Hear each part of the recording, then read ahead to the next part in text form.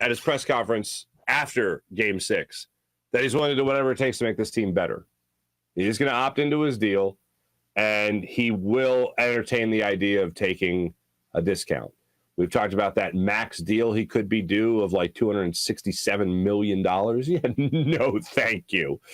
It is good to hear a national reporter say that the Sixers aren't going to go that route and that they're going to have to negotiate a deal that is at a discount. That makes me feel a lot better. Because as we've talked about, if James Harden scales back his game, or hey, you know what? Maybe I'm wrong. Maybe it is all the hamstring, and it's got nothing to do with being 32 and then 33 years old at the start of next season. Maybe it isn't the hamstring, and maybe it is the hamstring, and it's not age. Let's cross our fingers for that because I don't think James Harden's going anywhere.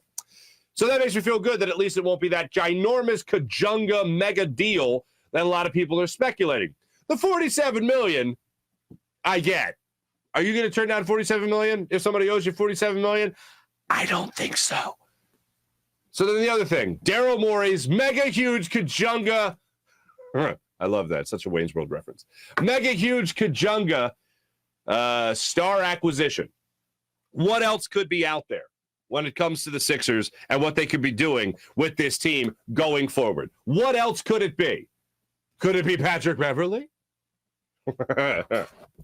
Because if you ask Patrick Beverley, that'd probably be a huge mega Kajunga deal. Or could it be Bradley Beal?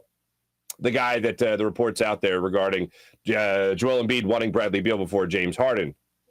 And they obviously went with James Harden. I would love that deal.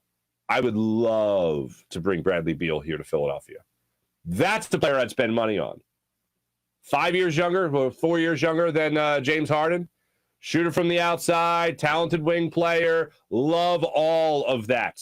At least what he would be in this offense. Would love to see him play that type of game here in Philadelphia. Would love to add that type of offensive firepower to this squad. And I think that would put this Sixers team over the top. They still need to add to the bench, and they'll work around that. And I think Daryl Morey will work around that. He'll try to rebuild the bench. He tried to do it this year with a guy like George Niang. He tried to do it this year with Andre Drummond. And he was able to do that for the most part. And then, unfortunately, they had to make the trade, and the bench got depleted, but the starting five got James Harden, and James Harden, shocker, came up small in the playoffs, unfortunately. But that's what the Sixers are going to have to do in the not-too-distant future. The third thing to unpack from this, I feel like I'm doing a list of threes today on the show, but the third thing you got to unpack from this is the idea that Doc Rivers might not be back. And I honestly think if you're being real with yourself, if you're being honest with yourself, that shouldn't be that huge of a shocker, even after the fact that Daryl Morey came out and said that, yes, Doc Rivers, in fact, will be back as the 76ers head coach next year. I think the only way that he's not back if the Sixers find a way to not have to pay him. If they work out some kind of deal with the Lakers, and that's a rumored spot right now, if they work out some kind of deal elsewhere, I think that's the only reason or only way Doc Rivers wouldn't be back here in Philadelphia. But bottom line is I feel in no way, shape, or form that it's ironclad that Doc Rivers will coach this team again next year.